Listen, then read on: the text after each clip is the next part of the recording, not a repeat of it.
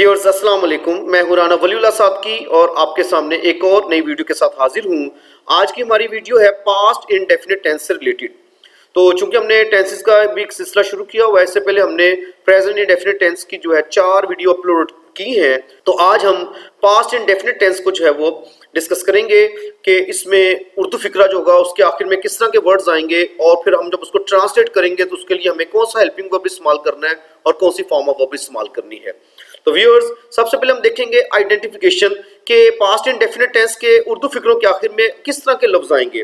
तो आप देखें, आपके सामने लिखा हुआ है उर्दू फिक्रों के आखिर में अलिफ छोटी ए या बड़ी ए, इस तरह के लफ्ज आएंगे। क्योंकि पास की बात है, मैंने ये काम किया, वो उसने मुझे जो है बुलाया, हम वहां चले गए, हमने फिल्म देखी। तो आप देख रहे हैं कि किसी फिक्र के आखिर में अलिफ आ रहा है, छोटी ए आ रही है, बड़ी ए आ रही है और बात हो रही है पास्ट की। तो ये निशानी है एक पास्ट इंडेफिनिट टेंस की। दूसरी निशानी है कि फिक्रों के आखिर में ता था, ती थी या ते थे के अल्फाज भी आ सकते हैं। यानी जब आप पास्ट में किसी रूटीन की बात कर रहे होते हैं, कोई हैबिट जो है उसकी बात कर रहे हैं और फिर वो शायद खत्म हो चुकी होती है, तो फिर आप इस तरह के अल्फाज भी इस्तेमाल करते हैं फिक्रों के आखिर में। ता था, ती थी, ते थे। जैसे आप कह सकते हैं कि हम एक दूसरे की मदद करते थे, शायद अब आपने नहीं कर रहे या छोड़ दी है। तो इसी तरीके से वो मुझसे हर इतवार को मिलने आता था लेकिन अब नहीं आ रहा।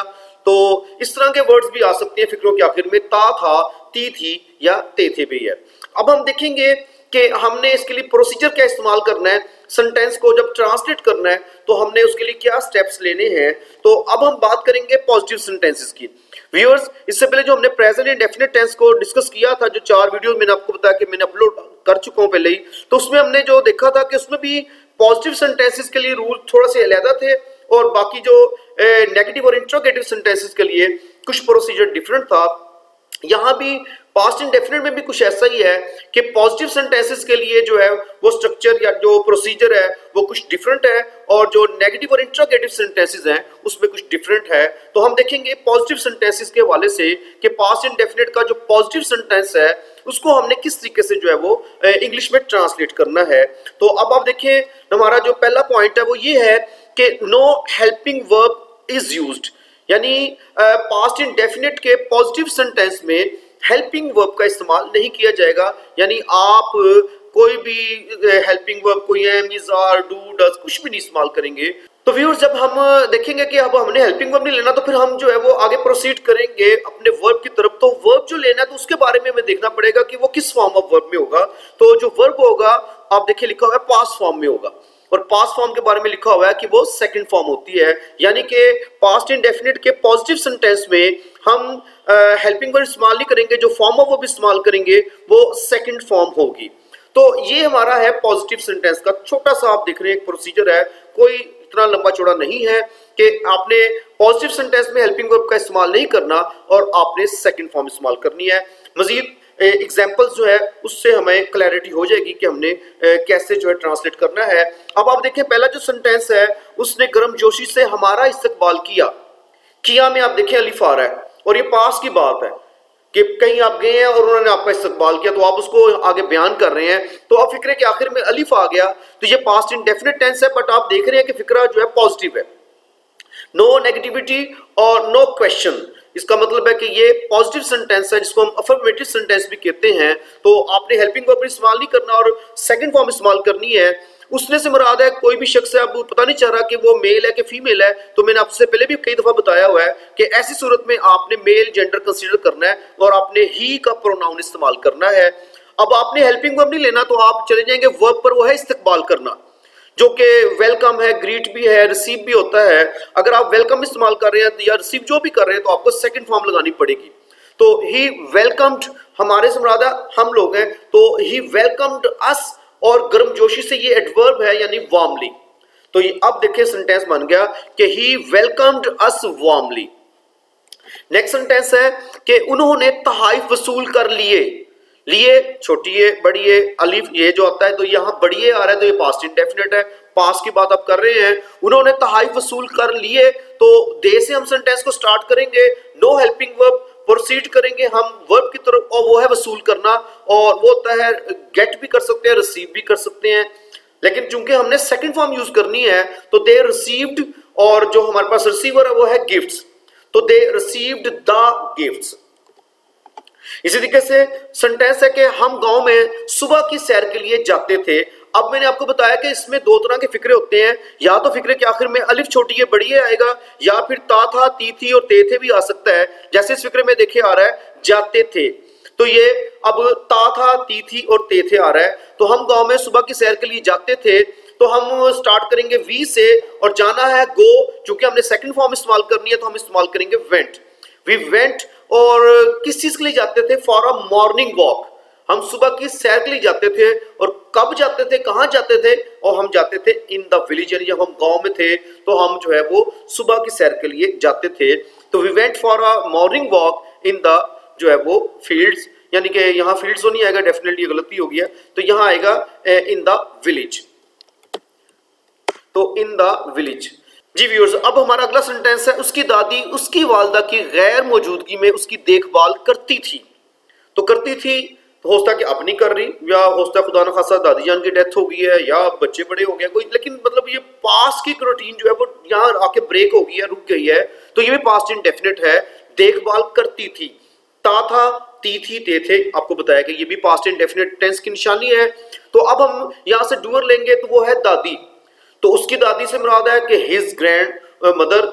यहाँ भी हमें पता नहीं चल रहा कि वो दादी जो है किसकी देखभाल कर रही थी, वो लड़की थी या लड़का था, तो मैंने आपको बताया कि मेल जेंडर ही कंसीडर करना है। तो हिज ग्रैंड मदर, और देखभाल करना होता है लुक आफ्टर, ये फ्रेजल वर्ब है, तो इससे फ्रेजल वर्ब से रिलेटेड भी इंशाल्लाह जल्द वीडियोस आपके लिए लेकर आएंगे। तो अब चूंकि पास्ट इंडेफिनिट में जा रहे हैं, सेकंड फॉर्म लगाएंगे तो लुक को लुक्ड कर देंगे। तो his grandmother looked after him, उसकी जो है देखभाल करती थी, और कब करती थी? जो भी बंदा है, जो लड़का है, उसकी वालदा की गैर मौजूदगी में। तो इन हिज मदर्स एब्सेंस, गैर मौजूदगी कहते हैं एब्सेंस। तो his grandmother looked after him in his mother's absence. तो ये मदर्स के साथ ये कॉमा, ऐसा ही भी मैंने आपको बताया, एक दो वीडियोस में पहले बताया हुआ है कि ये अपॉस्ट्रोफी है, हम इसको इस्तेमाल करते हैं to show some relation, possession, connection. तो का, की, के लिए इस्तेमाल करते हैं, चूंकि आया उसकी वालदा की गैर मौजूदगी, तो मदर्स एब्सेंस, तो ये कॉमा और एस जो है ये का, की, के को शो कर रहा है। इसी तरीके से अब हम बात करेंगे नेगेटिव एंड इंट्रोगेटिव सेंटेंसेस की, कि जो या तो उसमें कोई नेगेटिविटी की बात हो रही होगी, या कुछ उसमें क्वेश्चन पूछा जा रहा होगा, तो यहाँ प्रोसीजर कुछ चेंज हो जाएगा। तो अब हम देखते हैं कि इसके क्या पॉइंट्स हैं। तो अब हम देखते हैं कि इसमें जो पहला पॉइंट है वो ये है कि did is used as helping verb.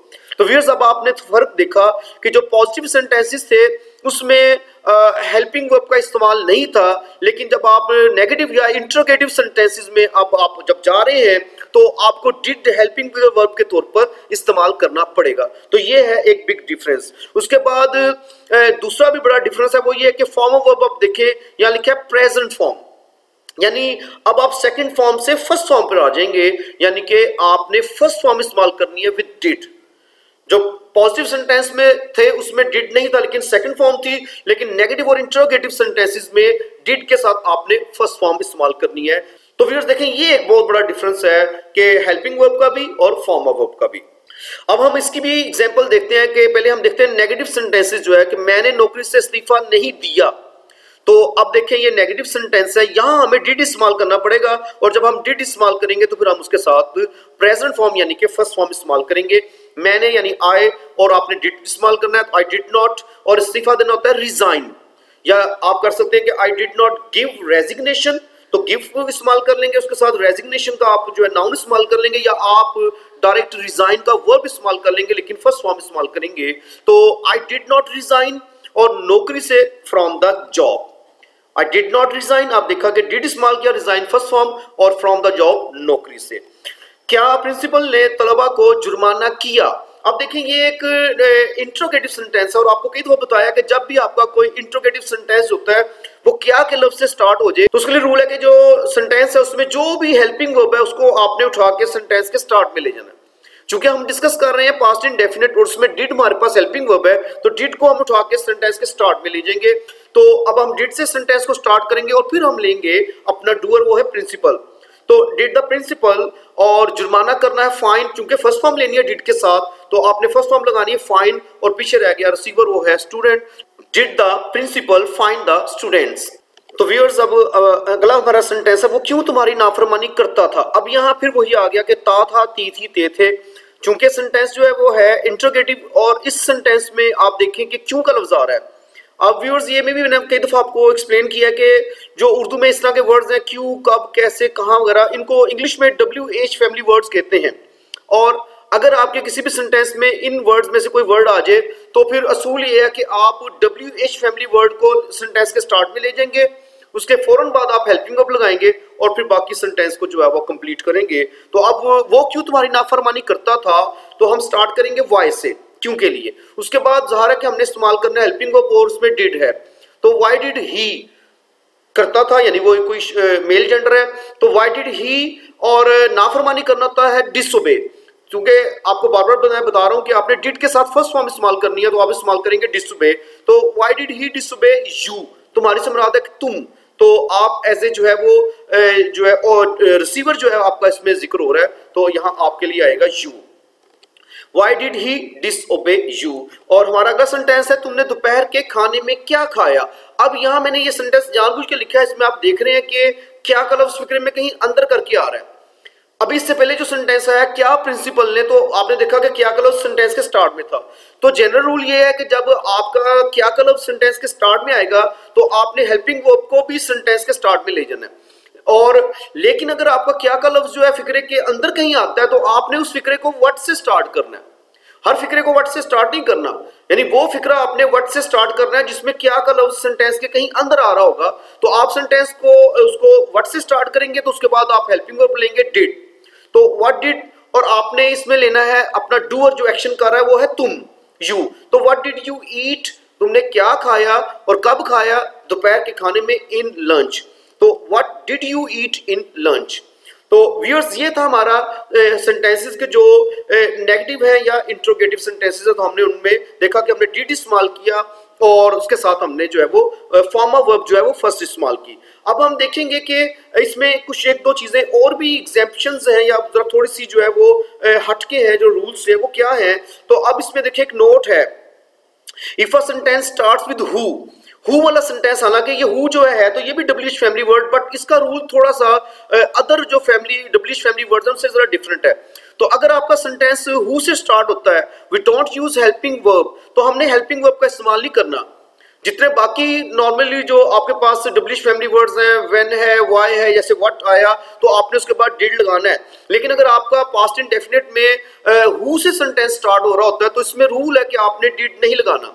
तो आप हेल्पिंग वर्ब नहीं लगाएंगे तो आप जाएंगे वर्ब की तरफ। तो यहां आपने वर्ब की सेकंड फॉर्म देखिए लिखा हुआ है, rather use second form with the verbs, तो फिर आपने यहां वर्ब की सेकंड फॉर्म लगानी है। अब है ये सेंटेंस इंट्रोगेटिव, और इंट्रोगेटिव सेंटेंस में जो जनरल रूल है उसमें डिड आएगा और फर्स्ट फॉर्म आएगी, बट हु वाले फिक्रे में आपने ख्याल रखना है कि आपने डिड इस्तेमाल नहीं करना और फॉर्म ऑफ वर्ब जो आपने सेकंड इस्तेमाल करनी है। तो अब हम इसकी एग्जांपल देखते हैं, किसने इस मसले को हल किया, किसने या कौन के लिए हमारे पास जो वर्ड है वो है हु। और हु वाले फिक्रे में हम डिस्कस कर रहे हैं कि हमने डिड का यानी हेल्पिंग वर्ब का इस्तेमाल नहीं करना, तो हम चले जाएंगे वर्ब की तरफ, वो है हल करना। मसले का हल करना होता है रिजॉल्व। तो हु रिजॉल्व, लेकिन आपने देखा कि हमने सेकंड फॉर्म इस्तेमाल करनी है हु के साथ, तो फिर हम कहेंगे कि हु रिजॉल्व्ड और इस मसले को दिस इशू। तो फिर आपने देखा कि हु के बाद नो हेल्पिंग वर्ब और रिजॉल्व जो है उसकी सेकंड फॉर्म आपने इस्तेमाल करनी है। तो ये हु वाले फिक्रों में आपने ख्याल रखना है। कौन अवाम की गलत रहनुमाई करता था, तो ता था, ती थी, एक भी, चूंकि हमने पढ़ा कि ये भी पास्ट इंडेफिनिट है, तो कौन या किसने के लिए हु आएगा। तो फिर सेंटेंस को हु से स्टार्ट करेंगे, लेकिन हमने हेल्पिंग वर्ब इस्तेमाल नहीं करना, हमने वर्ब की तरफ जाना है, और वर्ब है गलत रहनुमाई करना, मिसगाइड। लेकिन हमने हु के साथ जो है जब हेल्पिंग वर्ब नहीं लेना तो फिर हमें सेकंड फॉर्म लेना पड़ेगी, तो हम हु के बाद करेंगे मिसगाइडेड। तो who misguided public, who misguided public. तो व्यूअर्स ये था आपका हु वाला सेंटेंस के, उसको आपने किस तरीके से लेकर जाना है। अब एक और चीज आगे हमारे पास है, वो भी थोड़ी सी जो है इन रूल से हटकर है। वो क्या है कि in some cases if a sentence starts with what or which, हर सेंटेंस में तो नहीं, लेकिन कुछ कुछ जगहों पर ऐसा होता है कि आपका सेंटेंस जो व्हाट से शुरू हो रहा है या विच से शुरू हो रहा है, उसमें भी हु की तरह ही हम जो है वो उस प्रोसीजर को फॉलो करेंगे। We don't use helping verb, तो व्हाट और विच वाले फिक्रे में, लेकिन हर फिक्रे में नहीं, कुछ फिक्रों में ऐसा होगा कि हम हेल्पिंग वर्ब डिड इस्तेमाल नहीं करेंगे, रादर यूज जो है वो second form with the verbs. तो इसमें भी हमें जो है फिर वर्ब की तरफ जब जाएंगे तो हमें सेकंड फॉर्म लगाना पड़ेगी। यानी व्हाट या विच वाले कुछ सेंटेंसेस ऐसे आएंगे कि जिसमें हमें डिड इस्तेमाल नहीं करना और उसमें हमें वर्ब के साथ जो है वो सेकंड फॉर्म इस्तेमाल करनी है। किस मजदूर ने काम चोरी की? किस मजदूर ने, किस मजदूर से मुराद है विच लेबरर, और यहां अब आपने डिड इस्तेमाल नहीं करना, आप डायरेक्ट जाएंगे वर्ब पर, है वो है काम चोरी। काम चोरी करना होता है शर्क, SHIRK, शर्क वर्क। तो अब हम शर्क जो है उसकी सेकंड फॉर्म लगा देंगे, शर्क्ड हो जाएगा, ईडी लगा देंगे, तो विच लेबरर शर्क्ड वर्क।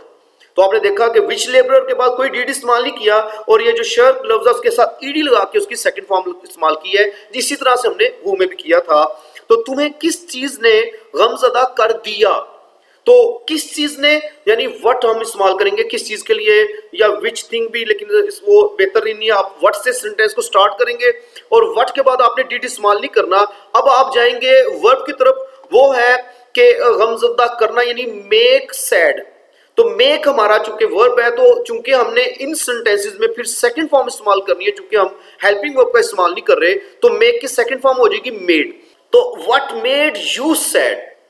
अब देखें व्हाट, यहां व्हाट इस्तेमाल करें किस चीज के लिए, तो व्हाट मेड। अब देखें हेल्पिंग वर्ब नहीं है डिड, और हमने जो है वो मेक जो लिया उसकी सेकंड फॉर्म लगा दी मेड। तो व्हाट मेड यू सैड, तो किस चीज ने तुम्हें जो है वो अफसुर्दा किया या गमज़दा किया। तो व्यूअर्स ये था हमारा पास्ट इंडेफिनिट टेंस। आपने देखा कि हमने इस टेंस की निशानी देखी जो कि दो तरह से थी, फिर हमने देखा कि इसके पॉजिटिव सेंटेंसेस को कैसे ट्रांसलेट करना है, नेगेटिव और इंट्रोगेटिव सेंटेंसेस को कैसे हमने सॉल्व करना है, हु वाले सेंटेंसेस के लिए अलग से जो है कुछ थोड़ा सा प्रोसीजर था, या व्हाट या विच वाले सेंटेंसेस के लिए क्या प्रोसीजर था। तो हमने तकरीबन एक एक जो है इसका एस्पेक्ट जो है उसको देखा है। तो व्यूअर्स ये टेंस जो है इंग्लिश में बहुत ज्यादा इस्तेमाल किया जाता है, तो आप इस टेंस को जो है अच्छी तरह से सीखें। और हमारी वीडियो अगर आपको पसंद आई है तो इसको लाइक जरूर करें और इसको दूसरों के साथ शेयर भी करें। और अगर अभी तक आपने हमारा चैनल सब्सक्राइब नहीं किया तो सब्सक्राइब करना मत भूलें, और उसके साथ साथ जो बेल आइकन है उसको भी क्लिक जरूर कीजिएगा, ताकि आपको हमारी हर आने वाली नई वीडियो का नोटिफिकेशन मिलता रहे। तो इंशाअल्लाह ताला अगली वीडियो लेकर जल्द ही आपके सामने हाजिर हूंगा। उस वक्त तक के लिए मैं आपसे इजाजत चाहता हूं। अल्लाह हाफिज।